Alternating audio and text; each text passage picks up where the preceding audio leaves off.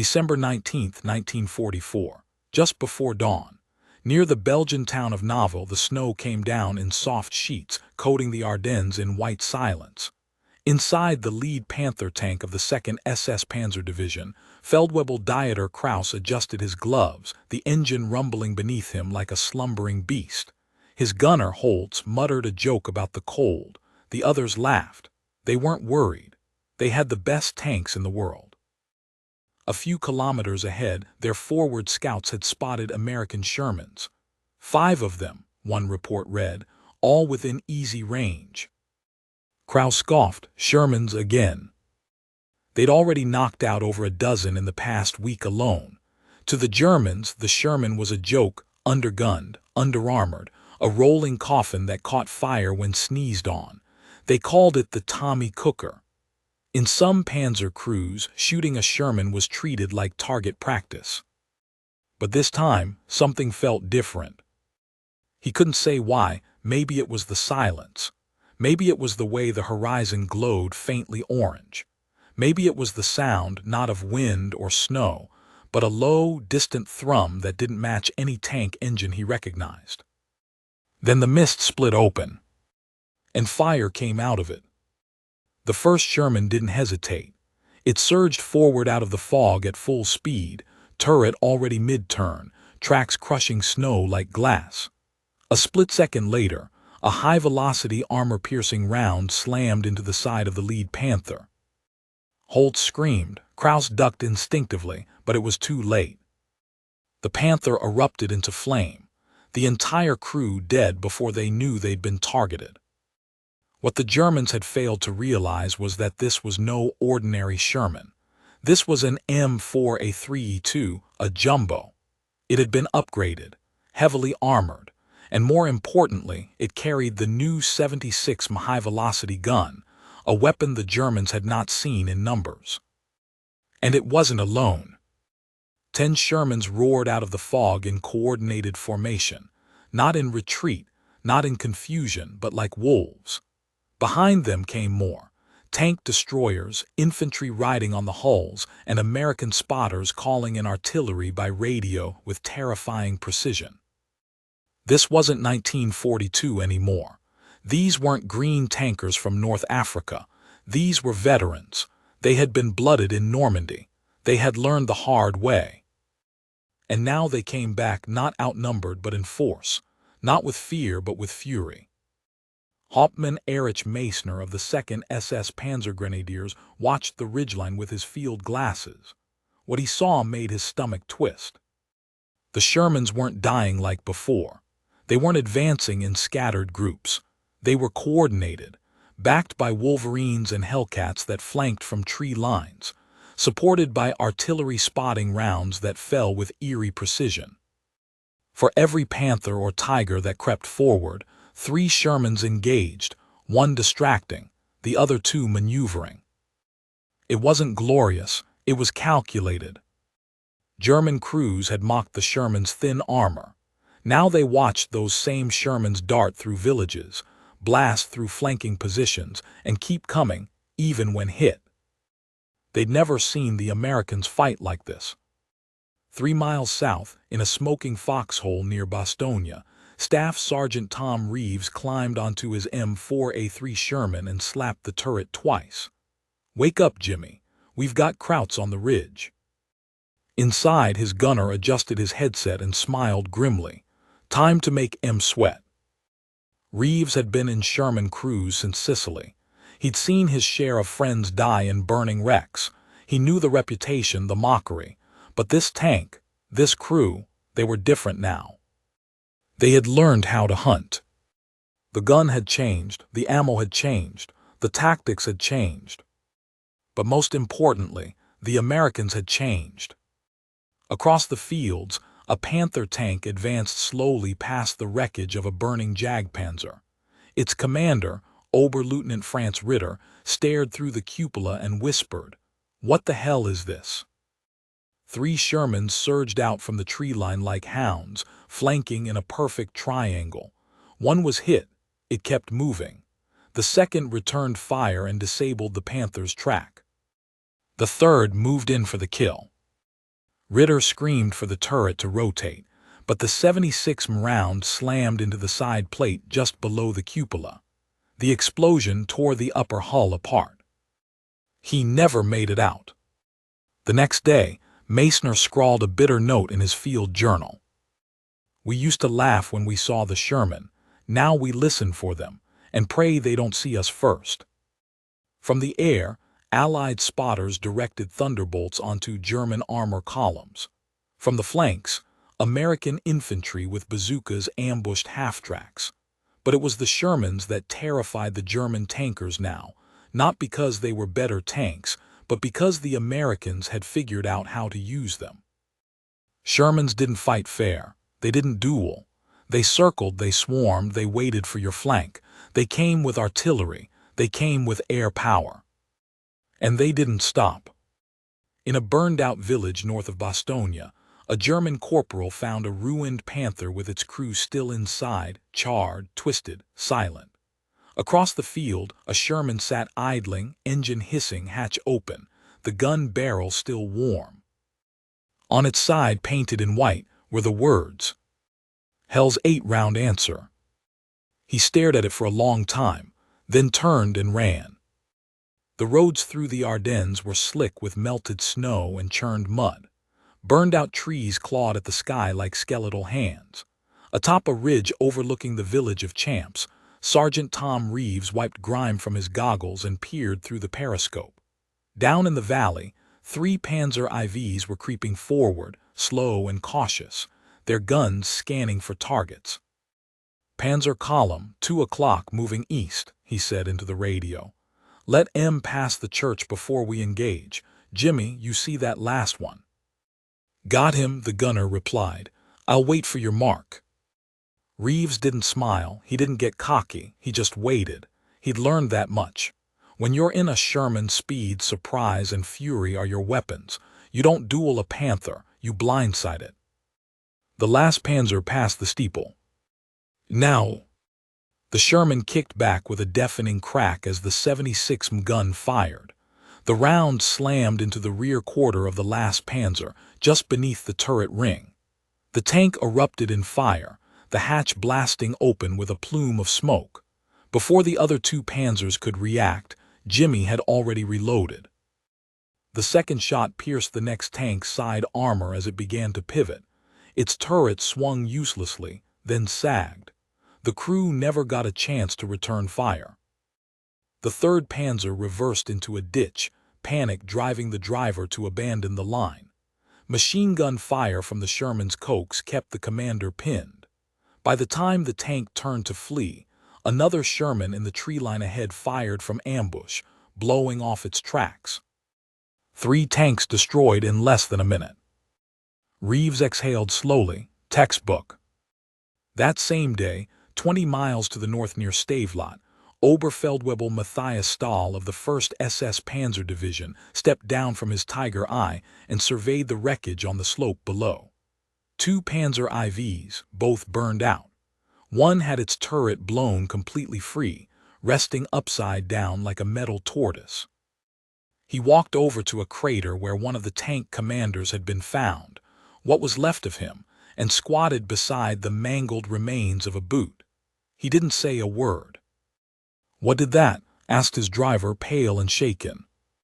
Stahl didn't answer. He'd seen the entry holes. Clean, precise. It wasn't artillery. It wasn't a lucky shot. These were well-placed, deliberate kill shots. He had dismissed the Shermans months ago, but now they were doing this. He reached down and picked up a brass shell casing lying in the snow, stamped .76 M62. American. He pocketed it. "Let's get back in the tank," he muttered. "They're not running anymore." Back near Bastogne, Sergeant Reeves's platoon linked up with another armored column preparing for a push toward Houffalize. The captain gave a briefing over the hood of a jeep, pointing to a crude map marked with charcoal. "We're gonna encircle this ridge and cut off the Krauts trying to reinforce. Expect Tigers, expect Panthers, but we've got air support already on standby, and you've got the new HVAP shells." Reeves raised an eyebrow. "We actually got those in." The captain nodded. Straight from the depot in Liege. You punch M in the side or back, they'll burn just like the rest. HVAP, high-velocity armor piercing. A dense core round capable of punching through 200 m of armor at close range. The kind of shell that made a Sherman a legitimate threat to a Tiger. Let's make M regret laughing at us, the captain said. Then he climbed back into his jeep and drove off. In the woods beyond the ridge, German tank crews adjusted their camouflage nets, checked fuel lines, and muttered about the weather. Rumors had spread fast since the American counterattacks began. Shermans operating in packs, ambushes, radio-directed artillery, tanks that came from nowhere and disappeared into fog like ghosts. Feldwebel Dieter Kraus was back in another Panther now, his fourth since the summer. They had been told to hold the line at all costs, but morale was fracturing. They fight like rats now, one crewman muttered. They don't challenge, they sneak. They fight to win, Kraus replied, surprising even himself. Holtz, back with him after recovering from burns, looked over. You're saying they've learned? Kraus gave a bitter smile. Worse, they've adapted. They fell silent. Then came the sound, faint at first. A low, fast rhythm, not an engine, multiple engines. From behind the ridge, Shermans poured out in a V formation, hulls low, guns already tracking. Kraus's loader screamed, contact right, but the Shermans had already fired. The first Panther's turret exploded. The second caught fire and reversed, its gun swinging wild. Kraus's own tank took a hit to the drive sprocket, disabling it instantly. He gave the order to bail out. As they crawled from the burning hull, Kraus looked back and watched a Sherman roll past the smoking wreckage. On its side, hand-painted in white chalk, were the words, "You laughed first." Back in the American camp, Reeves was writing a letter home to his younger brother. The paper was damp. His handwriting trembled slightly. They used to say we were throwing tin cans at tigers. Now we're throwing fists. We've learned how to fight them. We don't run anymore. We punch back hard and they feel it. Across the fire, Jimmy was cleaning the Garand rifle he carried when he wasn't manning the gun. He glanced up. You think they're scared of us now? Reeves looked past him, to the burning horizon. They're starting to be. In Berlin, a Wehrmacht logistics officer scribbled furiously in a report titled, Panzer Losses, Ardennes Offensive. Underlined in red pencil were two phrases. Increase in effective Sherman coordination. Unacceptable casualty rates in Panther platoons. The report was classified, but the men at the front already knew. The Sherman once mocked was now feared. Somewhere near Foy, a German tanker lay dying in the snow, his body half crushed beneath his flipped Panzer IV. He coughed blood onto his collar, eyes wide, staring into the sky as snowflakes fell. Nearby, a Sherman rolled slowly past. Its commander stood in the open hatch, scanning the tree line. He looked down at the man in the snow. For a second, just a second, their eyes met. Neither said anything. Then the Sherman passed, its tracks grinding snow into ice. The man in the snow closed his eyes. Night fell over the Ardennes like a collapsing ceiling. Cloud cover suffocated the moonlight, and the roads turned to black rivers of ice. What little light remained flickered from burning wrecks that dotted the valleys. Panthers split open like crushed beetles, half-tracks overturned, snow painted rust brown with oil and blood. In a shattered farmhouse near Mann-Saint-Étienne, Oberfeldwebel Matthias Stahl knelt beside a makeshift field radio, struggling to get through to Division HQ. His fingers trembled from cold and something else. Not fear, not exactly, but the beginning of something more corrosive. Doubt. They're hitting our supply columns at night now, he said into the static. Shermans in the trees, spotters in the hills. They know where we move before we do. There was no answer, only crackling. He repeated it louder. They're not reacting anymore. They're hunting. South of Houffalize, Tom Reeves and his crew rolled slowly through the rubble of what had once been a Belgian village, their Sherman's turret scanning for movement between crumbling stone walls. The 76 gun hummed quietly in its mount. Jimmy tapped his boot in rhythm with the engine. The village was empty, not silent but dead. A single cat meowed in the distance. Snowflakes drifted down, softening the outlines of the wreckage. From behind a church tower, a tiger fired. The round screamed across the square, slamming into the side of a second Sherman from Reeves's platoon. The explosion threw snow and metal skyward, flipping the tank on its side. Flames burst from the turret ring. Reeves didn't wait for the dust to settle. Jimmy, rotate. He's 15 degrees left, lower hull, right under the plate. Load HVAP. Loaded. Fire. The recoil slammed through the turret. The HVAP round struck just below the Tiger's mantlet. Sparks exploded, then silence. Hit. Smoke poured from the Tiger's viewports. But no explosion. Hit again, center mass. Up. Fire. The second round tore through the lower glacis. This time the Tiger's hatches blew open. 2 crewmen clambered out, engulfed in black smoke. One fell to the ground and didn't move. The other stumbled into the snow, arms raised, staggering blindly. No one cheered. Reeves stared through the optics. They don't know what to do anymore. 20 kilometers north, the remnants of the 116th Panzer Division dug into the hills west of St. Vith. Their fuel trucks were gone, hammered by P-47s. Their radios worked intermittently. Ammunition was running low. They destarted calling the American Shermans wolves. Wolves don't fight fair, one lieutenant muttered.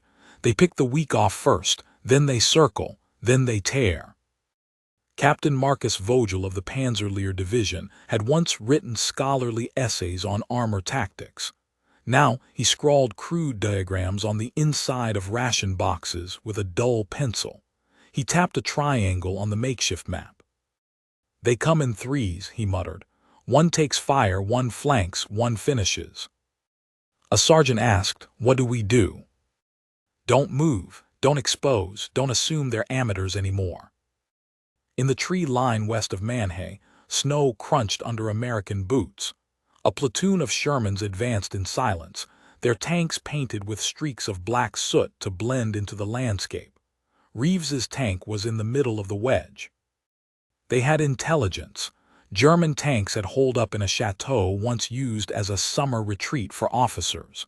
The mission: eliminate them before they could regroup. No frontal assaults, no Banzai bravery, just cold math. Jimmy checked the thermal sleeve. "I want that barrel steady."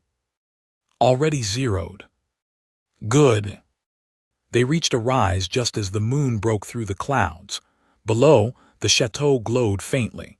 2 tigers sat in front of it like sleeping lions. Reeves gave the signal. 2 Shermans broke off, taking flanking positions left and right. He stayed still, waiting. Then from the woods to the east came a flare. American scouts, the signal. The first round from Jimmy's gun screamed into the night and struck the turret seam of the left Tiger. It burst into flame instantly, ammunition cooking off inside like fireworks. The second Tiger roared awake, its engine growling, turret swinging left. But before it could complete the turn, a Sherman from the ridge to the west fired. HVAP round, center of mass. The Tiger shook, smoke poured out, but it wasn't dead. It backed up, straight into the line of sight of the 3rd Sherman on the ridge. The kill shot cord through the engine block. The Tiger didn't burn, it just stopped moving. Inside, its crew waited for the end, but no shot came. They climbed out hands high. One of them collapsed to his knees in the snow and wept. In the briefing tent the next morning, a map of the Ardennes lay riddled with pins. Red lines showed German movement. Blue lines showed American armor.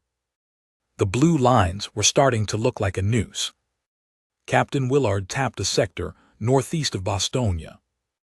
They're trying to reposition their Panthers. They think we're still fighting like it's 44. We're not.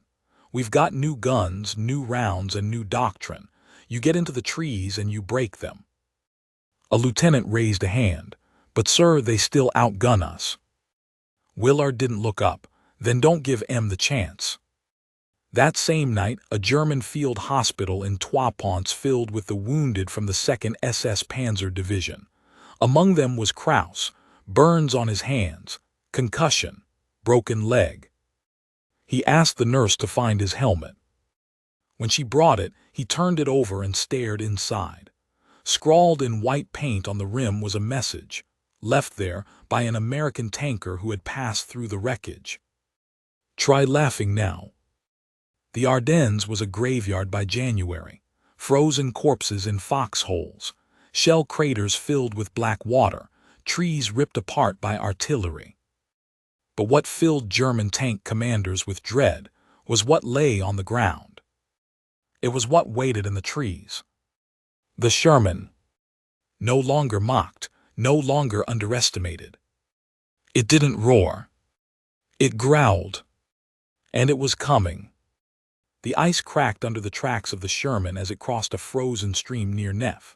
The sun had finally returned, pale and low, like a dim lantern swinging in a gray sky. Snow melted in places where explosions had scorched the ground, leaving behind churned brown sludge and the twisted skeletons of German armor. Inside the lead tank, Staff Sergeant Tom Reeves swatted away the condensation on his periscope with a greasy rag and motioned for the platoon to advance in staggered wedge. Behind them came more than just tanks. Trucks, supply carriers, tank destroyers, and engineers with flame units. The counteroffensive wasn't just grinding forward, it was accelerating. From the trees to the left came a single rifle shot, then another, then nothing. "Sniper," Jimmy said, not flinching. "Want me to pivot left?" "Hold course," Reeves replied. "Infantry'll clean it. We've got bigger prey today." He wasn't wrong. Ahead, at the edge of the next ridgeline, lay a junction guarded by 2 Tigers and an immobilized Panther set up as a pillbox. A company of Fallskirmjäger infantry had fortified the crossroads overnight. It was the last hardpoint between the American column and the supply road to Bertogny. Reeves looked at his map. "We take that junction, we crack their spine." On the German side, Oberfeldwebel Stahl returned to his replacement unit after barely surviving the last engagement. He limped up the slope to the ridge, boots soaked, ears ringing from the concussion that had nearly killed him 2 nights earlier. The commander of the Tiger defending the right flank, a stoic Saxon named Richter, leaned over his binoculars, sweeping the lower tree line. "You know what we're facing?" Stahl asked him quietly. Richter didn't look away. "We'll see them coming." "No, you won't," Stahl said. "Not anymore." They didn't. At 600 yards, Reeves's platoon opened fire from partial concealment, staggered fire to mask the position of each gun. Jimmy's first HVAP round slammed into the turret ring of the Panther-turned pillar, cracking the armor open like a rotten shell. The next Sherman sent a white phosphorus shell arcing into a trench line beside the Tiger, lighting up the earth and everything inside it. The Tiger returned fire. Its 88 gun belched smoke and thunder. But it fired too high, the round screaming past the lead Sherman and bursting against a rock face in the rear. Reeves had already moved, flanking left, keeping speed, using the sun at his back. The Tiger's turret swung toward him, but not fast enough. "Center mass," Jimmy muttered and pulled the trigger. The round hit the mantlet at a slight angle, not a kill shot, but it stunned the crew. As the tank hesitated, another Sherman on the ridge fired from the opposite angle. The second round hit low, cracking the drive sprocket. The Tiger stopped moving. Inside, Richter shouted for the hatch to open. Smoke filled the cabin. Ammunition hadn't cooked yet, but it would. 3 men made it out, 2 more didn't. Reeves's Sherman passed within 30 meters of the smoking hulk. Jimmy looked up through the periscope. "Tiger S down, we got the ridge." "No," Reeves said quietly, "we've got the war." By mid-January, the transformation was undeniable. Field reports compiled by the 3rd Armored Division revealed what German commanders were whispering to one another in cold bunkers and frozen foxholes. The Americans had not only matched their firepower, they were beginning to exceed it in mobility, coordination, and persistence. A captured Wehrmacht after-action report from Kampfgruppe paper included this single line under the Armor Threats section. "Sherman packs strike like cavalry, avoid exposure, do not engage without artillery." It wasn't just the tank that had changed, it was how it was used. Sherman platoons weren't just formations anymore. They were tactics, timed strikes, part of a wider choreography that included infantry spotters, artillery liaison, and close air support from thunderbolts orbiting above the clouds. The German edge was gone. In a village cellar converted into a makeshift American command post, a major from the 6th Armored Division sat hunched over a portable map, speaking into a headset. Behind him, a blackboard listed tank platoons by code name. Delta Pack just confirmed a kill on 2 Jagdpanthers, and a logistics column outside St. Hubert. No losses. The lieutenant beside him raised an eyebrow. "They say what they used." 2 Shermans and a Hellcat flanked them, double envelopment, used the fog like a curtain. He paused. "They're calling it Sherman Theater now." Near Wiltz, Kraus, alive again, scraped out of a wreck for the 3rd time in 2 weeks, found himself reassigned to a Panther with a raw crew pulled from a training unit in Paderborn. Their gunner had never fired a live round before. Their loader had only trained with wooden shells. They were told to cover the retreat of a battalion that no longer existed.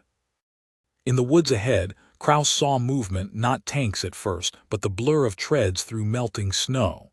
He gripped the hatch rim. "Ready, if you see muzzle flash, do not wait, fire and move."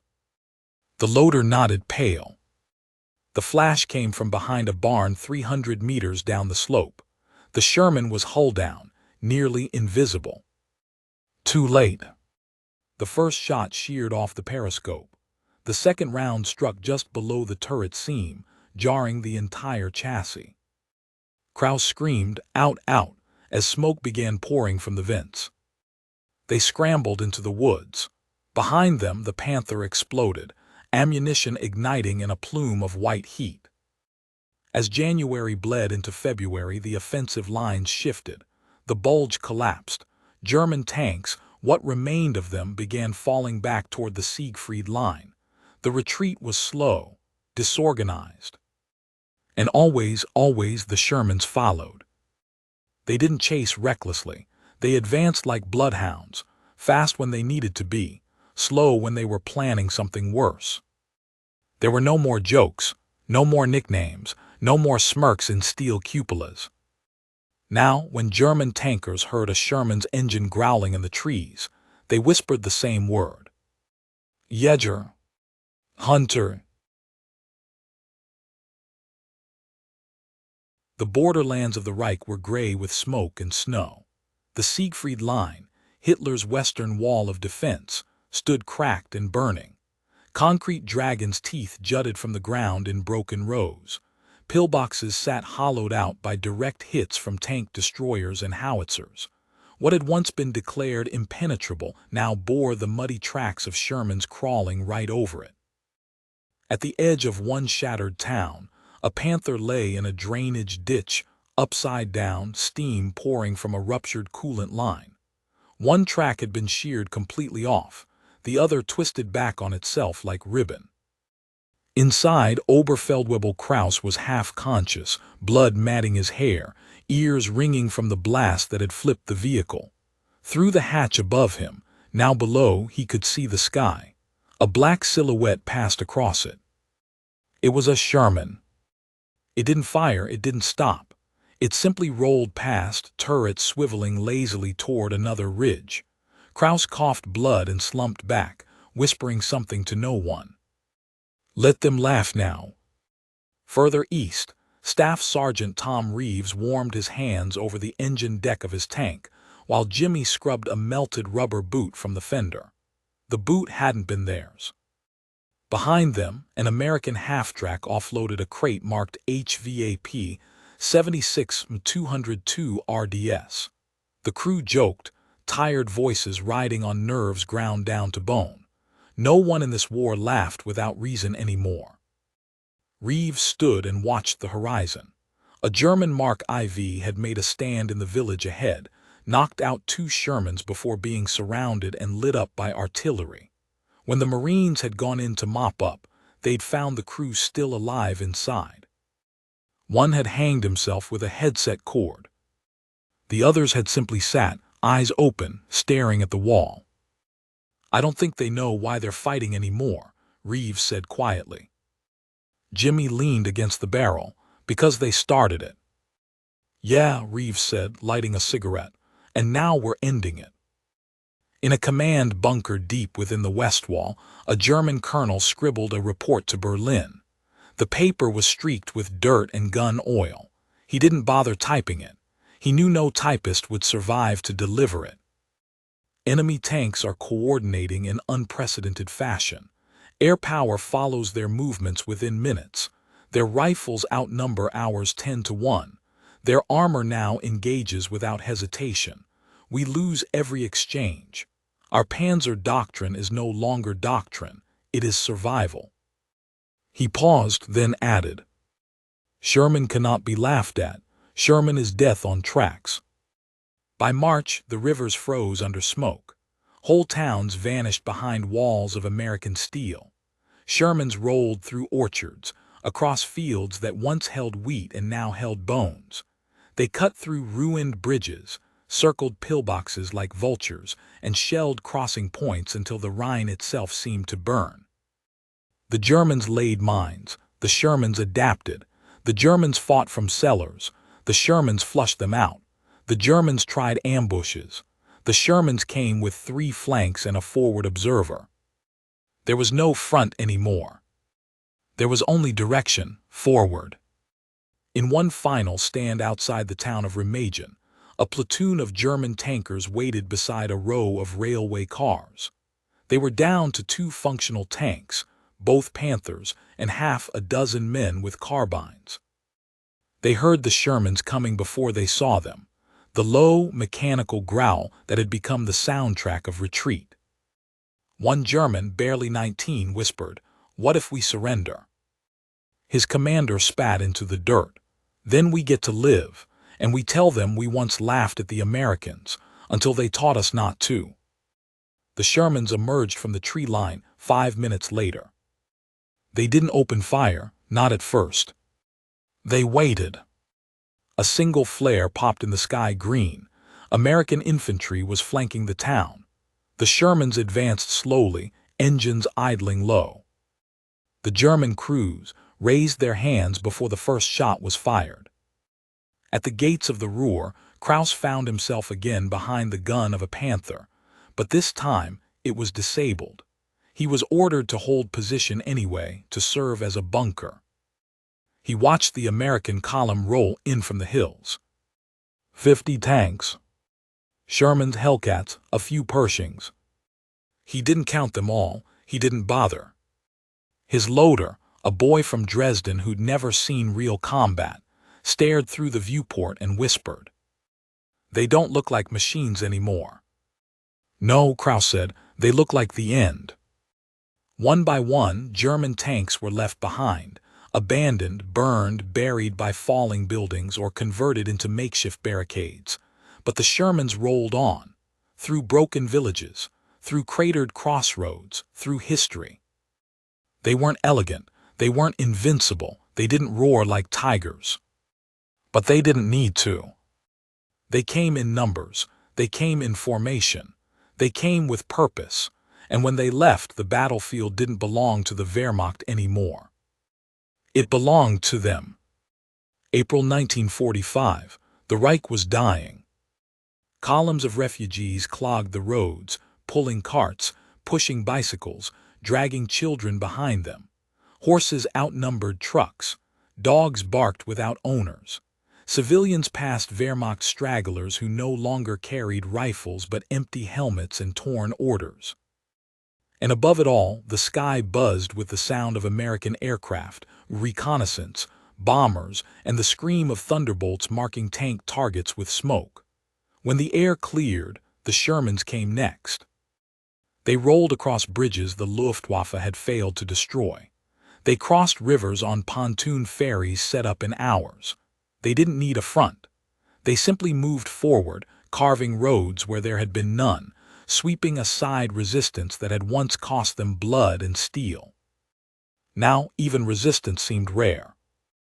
In a barn outside Göttingen, Staff Sergeant Tom Reeves sat against a wall with his helmet off and his jacket open. He held a tin of rations he hadn't bothered heating. Flies buzzed in the rafters.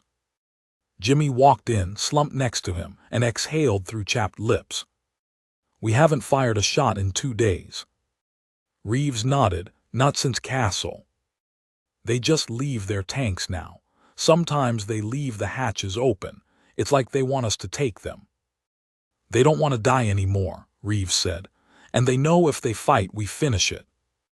Jimmy looked at his friend, voice low. "Do you remember when we were the ones scared to go near a panther?" "I remember." "You remember when they'd pick us off from 1,500 yards, and we couldn't get close?" "I remember." Jimmy wiped his hands on his thighs. "We changed." Reeves didn't answer. He just stared at the dust drifting in a shaft of light from the broken ceiling. His gear end leaned against the wall beside him. His Sherman idled 50 feet away, its gun barrel streaked black from carbon and cordite. He stood slowly and muttered, "We're almost there." Across the plains of central Germany, German armor collapsed in place. Crews disabled their tanks with grenades in the barrel. Others fled, abandoning their vehicles in perfect condition. In one field, 11 Panthers sat in a neat row, abandoned with fuel still in the tanks.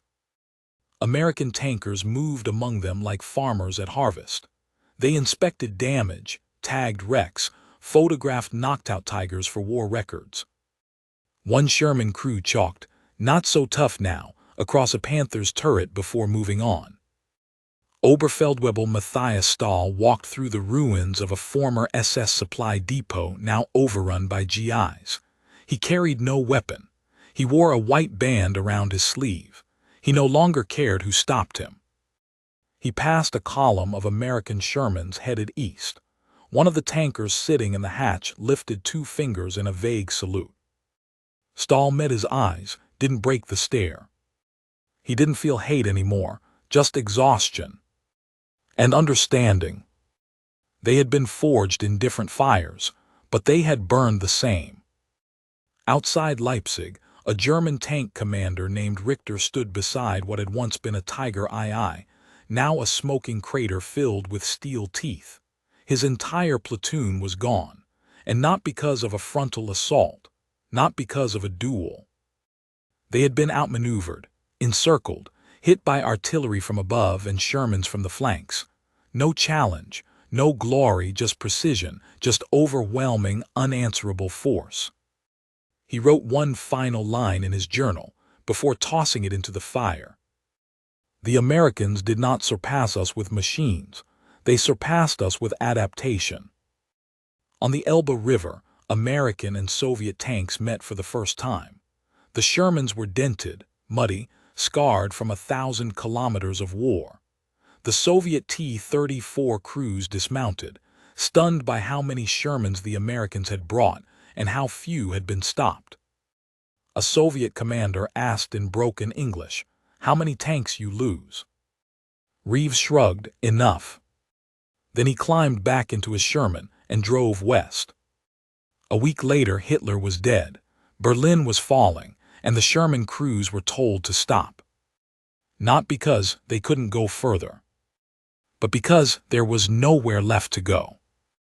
Months passed, the war ended. The tanks were parked, then decommissioned, then melted down or sent to new wars in far-off places. But the men remembered. Reeves sat on a porch in Ohio, years later, the silence around him as complete as the thunder once had been. He drank black coffee from a tin mug and watched the sun rise over a cornfield. Sometimes in the still of the morning, he swore he could still hear it, the steady growl of an engine, the faint bang-bang-bang of a 76, the final ping of an empty clip. He didn't keep medals in the house, but he kept the metal plaque they had once welded onto his Sherman's hull. It read, "For the ones who laughed." And somewhere, in a German village rebuilt over the ruins of a forgotten battlefield, an old man walked past a rusted track link mounted on a stone. No names, no monuments, just an inscription. "They thought we were nothing until we came back." Autumn 1952. The fields of central Germany had grown quiet. The burnt-out villages had been rebuilt, if only partially. Stone walls had been patched, new wooden fences added. A church bell rang again in a town that once had no roof.